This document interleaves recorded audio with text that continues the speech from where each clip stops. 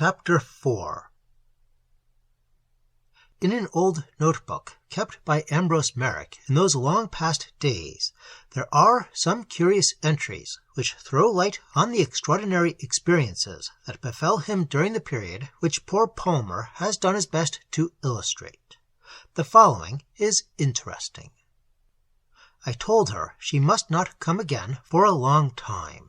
She was astonished and asked me why. Was I not fond of her? I said it was because I was so fond of her that I was afraid that if I saw her often, I could not live. I should pass away in delight, because our bodies are not meant to live for long in the middle of white fire. I was lying on my bed, and she stood beside it. I looked up at her. The room was very dark and still. I could only just see her faintly, though she was so close to me that I could hear her breathing quite well. I thought of the white flowers that grew in the dark corners of the old garden at the Warren, by the great ilex tree. I used to go out on summer nights when the air was still and all the sky cloudy. One could hear the brook just a little, down beyond the watery meadow, and all the woods and hills were dim. One could not see the mountain at all, but I liked to stand by the wall and look into the darkest place, and in a little time those flowers would seem to grow out of the shadow. I could just see the white glimmer of them. She looked like the flowers to me as I lay on the bed in my dark room. Sometimes I dream of wonderful things. It is just at the moment when one wakes up. One cannot say where one has been or what was so wonderful, but you know that you have lost everything in waking. For just that moment you knew everything and understood the stars and the hills and night and day and the woods and the old songs. They were all within you, and you were all light. But the light was music, and the music was violet wine in a great cup of gold, and the wine in the golden cup was the scent of a June night. I understood all this as she stood beside my bed in the dark and stretched out her hand and touched me on the breast. I knew a pool in an old grey wood a few miles from the Warren. I called it the Grey Wood because the trees were ancient oaks that they say must have grown there for 1,000 years, and they have grown bare and terrible. Most of them are all hollow inside, and some have only a few boughs left, and every year, they say, one leaf less grows on every bough. In all the books they are called the forester's oaks. If you stay under them, you feel as if the old times must have come again. Among these trees there was a great yew, far older than the oaks, and beneath it a dark and a shadowy pool. I have been for a long walk, nearly to the sea, and as I came back, I passed this place, and, looking into the pool, there was the glint of the stars in the water. She knelt by my bed in the dark, and I could just see the glinting of her eyes as she looked at me, the stars and the shadowy water pool. I had never dreamed that there could be anything so wonderful in the whole world. My father had told me of many beautiful and holy and glorious things, of all the heavenly mysteries by which those who know live forever, all the things which the doctor and my uncle and the other silly clergymen in the chapel, a highly Rabelaisian phrase is omitted, because they don't really know anything at all about them, only their names, so they are like dogs and pigs and asses, who have somehow found their way into a beautiful room, full of precious and delicate treasures. These things my father told me of long ago, of the great mystery of the offering. And I have learned the wonders of the old venerable saints, that once were marvels in our land, as the Welsh poem says, and of all the great works that shone around their feet as they went upon the mountains, and sought the deserts of ocean. I have seen their marks and writings cut on the edges of the rocks. I know where Sagramnus lies buried in the Wlad Morgan, and I shall not forget how I saw the blessed cup of Teilo drawn out from golden veils on Mynydd Mawr, when the stars poured out of the jewel, And I saw the sea of the saints and the spiritual things in Cor-arbennic. My father read out to me all the histories of Teilo, Dewi, and Iltyd, of their marvelous chalices and altars of paradise, from which they made the books of the Grail afterwards. And all these things are beautiful to me. But, as the anointed bard said, with the bodily lips I receive the drink of mortal vineyards, with spiritual understanding, wine from the garths of the undying. May Mihangel intercede for me that these may be mingled in one cup. Let the door between body and soul be thrown open, for in that day earth will have become paradise, and the secret sayings of the bards shall be verified. I always knew what this meant, though my father told me that many people thought it obscure, or rather, nonsense. But it is just the same, really, as another poem by the same bard, where he says, "My sin was found out, and when the old woman on the bridge pointed at me, I was ashamed. I was deeply grieved when the boys shouted rebukes as I went from Caer-Newydd. How is it that I was not ashamed before the finger of the Almighty? I did not suffer agony at the rebuke of the Most High. The fist of Rhys Fawr is more dreadful to me than the hand of God." He means, I think, that our great loss is that we separate what is one and make it two. And then, having done so, we make the less real into the more real, as if we thought the glass made to hold wine more important than the wine it holds. And this is what I had felt, for it was only twice that I had known wonders in my body, when I saw the cup of Teilo Sant, and when the mountains appeared in vision. And so, as the bard says, the door is shut.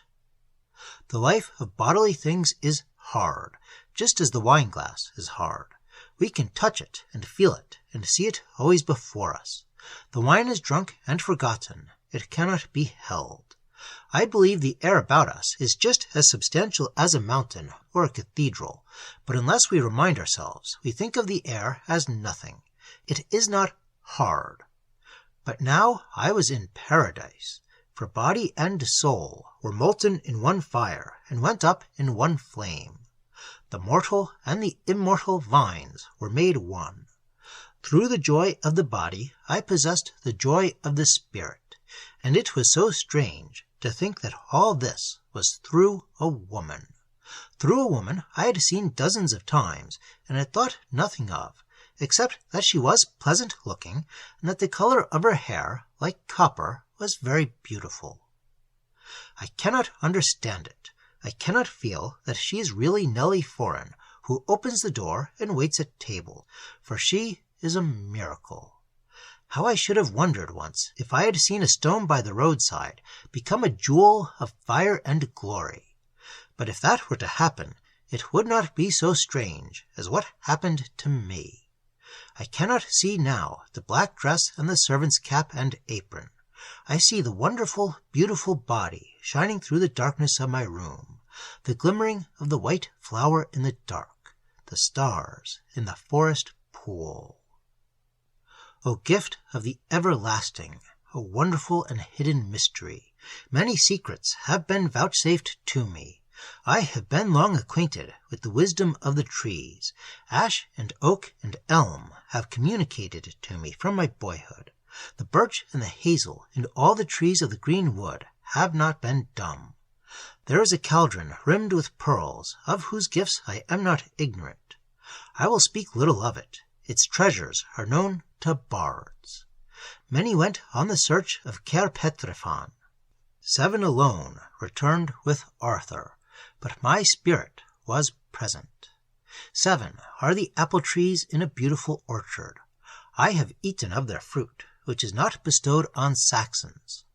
I am not ignorant of a head which is glorious and venerable. It made perpetual entertainment for the warriors. Their joys would have been immortal. If they had not opened the door of the south, they could have feasted forever, listening to the song of the fairy birds of Rhiannon. Let not anyone instruct me concerning the glassy isle. In the garments of the saints who returned from it were rich odors of paradise. All this I knew, and yet my knowledge was ignorance. For one day, as I walked in Caer-rhiu, in the principal forest of Gwent, I saw golden Myfanwy, as she bathed in the brook Targi. Her hair flowed about her. Arthur's crown had dissolved into a shining mist. I gazed into her blue eyes, as it were into twin heavens. All the parts of her body were adornments and miracles. O gift of the everlasting! O wonderful and hidden mystery! When I embraced Myfanwy, a moment became immortality. And yet I dare say this golden Myfanwy was what people call a common girl. And perhaps she did rough, hard work, and nobody thought anything of her till the bard found her bathing in the brook of Targi. The birds in the wood said, when they saw the nightingale, "This is a contemptible stranger." June 24th. Since I wrote last in this book, the summer has come. This morning I woke up very early, and even in this horrible place, the air was pure and bright as the sun rose up, and the long beams shone on the cedar outside the window. She came to me by the way they think is locked and fastened, and just as the world is white and gold at the dawn, so was she. A blackbird began to sing beneath the window. I think it came from afar, for it sang to me of morning on the mountain, and the woods are still, and a little bright brook rushing down the hillside between dark green alders, and air that must be blown from heaven. There is a bird that sings in the valley of the Soar. Dewi and Tegfeth and Cubi preside over that region. Sweet is the valley, sweet the sound of its waters. There is a bird that sings in the valley of the Soar. Its voice is golden, like the ringing of the saints' bells. Sweet is the valley, echoing with melodies. There is a bird that sings in the valley of the Soar. Tegfeth in the south won red martyrdom. Her song is heard in the perpetual choirs of heaven. There is a bird that sings in the valley of the Soar. Dewi in the west had an altar from paradise. He taught the valleys of Britain to resound with Alleluia. There is a bird that sings in the valley of the Soar. Cubi in the north was the teacher of princes. Through him Edlogan sings praise to heaven. There is a bird that sings in the valley of the Soar. When shall I hear again the notes of its melody? When shall I behold once more Gladys in that valley? When I think of what I know, of the wonders of darkness and the wonders of dawn, I cannot help believing that I have found something which all the world has lost. I have heard some of the fellows talking about women. Their words and their stories are filthy and nonsense too. One would think that if monkeys and pigs could talk about their she-monkeys and sows, it would be just like that. I might have thought that, being only boys, they knew nothing about it, and were only making up nasty silly tales out of their nasty silly minds. But I have heard the poor women in the town screaming and scolding at their men, and the men swearing back. And when they think they are making love, it is the most horrible of all. And it is not only the boys and the poor people. There are the masters and their wives. Everybody knows that the Challeys and the Redburns fight like cats, as they say, and that the head's daughter was put up for auction and bought by the rich manufacturer from Birmingham. A horrible fat beast, more than twice her age, with eyes like pigs. They called it a splendid match. So I began to wonder whether perhaps there are very few people in the world who know, whether the real secret is lost like the great city that was drowned in the sea, and only seen by one or two. Perhaps it is more like those shining isles that the saints sought for, where the deep apple orchards are, and all the delights of paradise. But you had to give up everything and get into a boat without oar or sails if you wanted to find Avalon or the glassy isle. And sometimes the saints could stand on the rocks and see those islands far away in the midst of the sea, and smell the sweet odors, and hear the bells ringing for the feast, when other people could see and hear nothing at all. I often think now how strange it would be if it were found out that nearly everybody is like those who stood on the rocks and could only see the waves tossing and stretching far away, and the blue sky and the mist in the distance. I mean, if it turned out that we have all been in the wrong about everything, that we live in a world of the most wonderful treasures which we see all about us, but we don't understand, and kick the jewels into the dirt, and use the chalices for slop pails, and make the holy vestments into dishcloths, while we worship a great beast, a monster with the head of a monkey, the body of a pig, and the hind legs of a goat, with swarming lice crawling all over it. Suppose that the people that they speak of now as superstitious and half-savages should turn out to be in the right and very wise, while we are all wrong and great fools. It would be something like the man who lived in the bright palace. The palace had 101 doors. 100 of them opened into gardens of delight, pleasure houses, beautiful bowers, wonderful countries, fairy seas, caves of gold and hills of diamonds, into all the most splendid places. But one door led into a cesspool, and that was the only door that the man ever opened. It may be that his sons and his grandsons have been opening that one door ever since, till they have forgotten that there are any others, so if anyone dares to speak of the ways of the Garden of Delight or the Hills of Gold, he is called a madman or a very wicked person. July 15th. The other day a very strange thing happened. I had gone for a short walk out of the town before dinner on the Dunham road, and came as far as the 4 ways where the roads cross. It is rather pretty for Lupton just there. There is a plot of grass with a big old elm tree in the middle of it, and around the tree is a rough sort of seat, where tramps and such people are often seen resting. As I came along, I heard some sort of music coming from the direction of the tree. It was like fairies dancing, and then there were strange, solemn notes like the priests singing, and a choir answered in a deep, rolling swell of sound, and the fairies danced again. And I thought somehow of a great church high on the cliff above a singing sea, and the fair people outside dancing on the close turf, while the service was going on all the while. As I came nearer, I heard the sea waves, and the wind, and the cry of the seagulls, and again the high, wonderful chanting, as if the fairies and the rocks and the waves and the wild birds were all subject to that which was being done within the church. I wondered what it could be, and then I saw there was an old ragged man sitting on the seat under the tree, playing the fiddle all to himself, and rocking from side to side. He stopped directly he saw me, and said, "Ah, now, would your young honour do yourself the pleasure of giving the poor old fiddler a penny, or maybe 2, for Lupton is a very hell of a town altogether, and when I play to dirty rogues, the reel of the warriors, they ask for something about 2 Obadiahs, the devil's black curse be on them, and it's but dry work playing for the leaf and the green sod. The blessing of the holy saints be on your honour now, this day and for ever.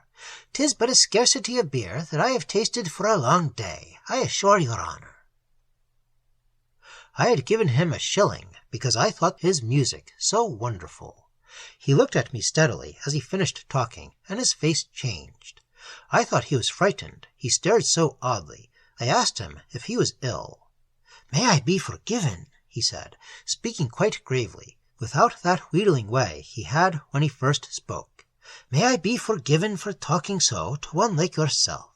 For this day I have begged money from one that is to gain red martyrdom, and indeed that is yourself." He took off his battered hat and crossed himself, and I stared at him. I was so amazed at what he said. He picked up his fiddle, and sang, "May you remember me in the time of your glory," he walked quickly off, going away from Lupton, and I lost sight of him at the turn of the road. I suppose he was half crazy, but he played wonderfully.